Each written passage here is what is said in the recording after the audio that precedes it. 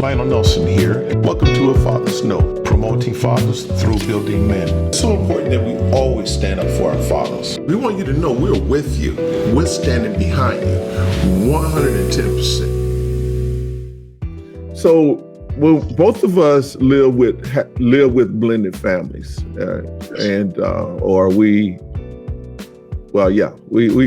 have blended families. So the only way that we became a blended family, we both had to go through divorce.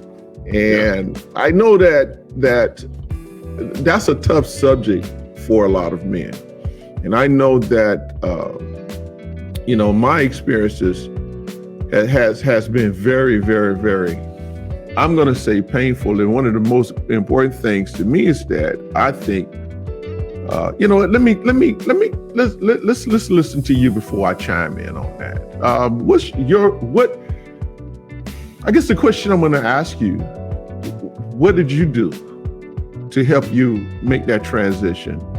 Coming out of one marriage, with children, am I correct? With children, and transitioning from, into another marriage with children. Yes. What was that experience like for you? Well, I think I know that a lot of times, I'm a very analytical person. It's just how God made me. I look at things many different ways. Every situation, every area of my life, I look at many different ways. So, but I basically try to avoid what do they call that thing when your brain freezes, when you overanalyzation. Mm-hmm. So I try to avoid all that. What it's been like for me is that I had to look in the mirror and I had to say, okay, I did that. I chose that. So this time, during this time frame, I started thinking about my health. I was roughly 290 pounds, about 255 now.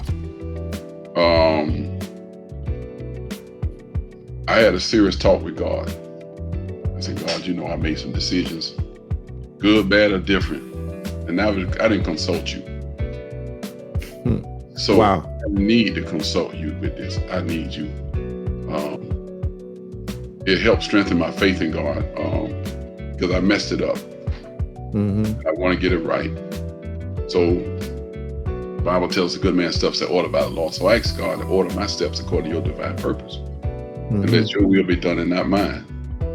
As I look unto you until where my help comes from.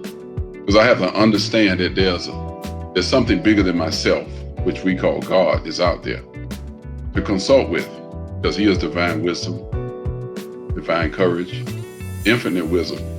And so if the book of Genesis tells us that man is made in image and likeness, I would look at that in layman's terms as, okay, if I think about God, I think about power, abundance, authority. And the Bible speaks of it, name above all names. He's worthy to be praised, that the earth shall be upon his shoulders. That's very powerful.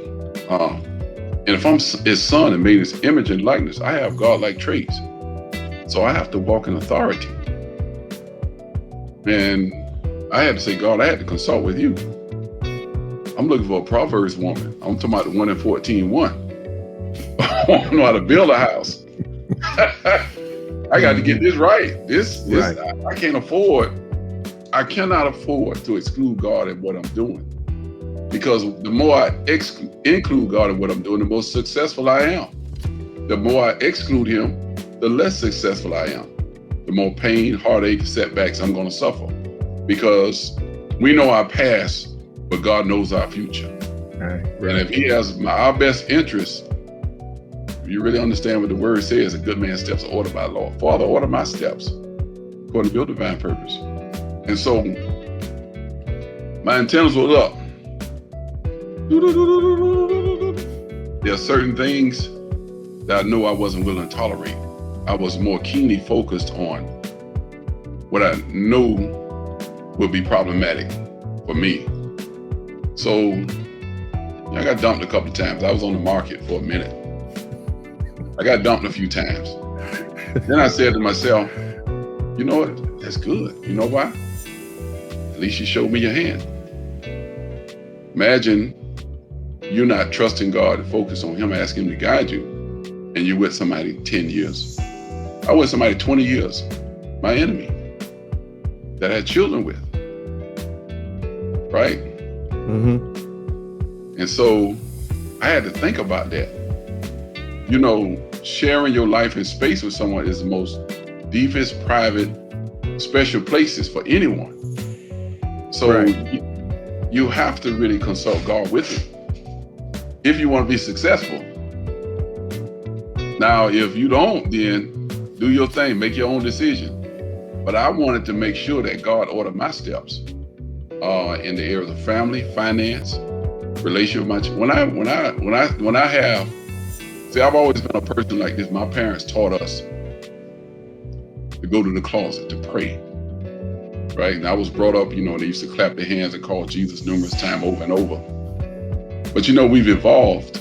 But what that did, that helped people to focus, get their minds off the stuff that they had to deal with. And I know that now in this place, if you trust God, if it's areas of finance, my first 2 years, my first 2 years of marriage, I accomplished more in 2 years than I had in 20 with a previous relationship. And what I contribute to that is trusting God.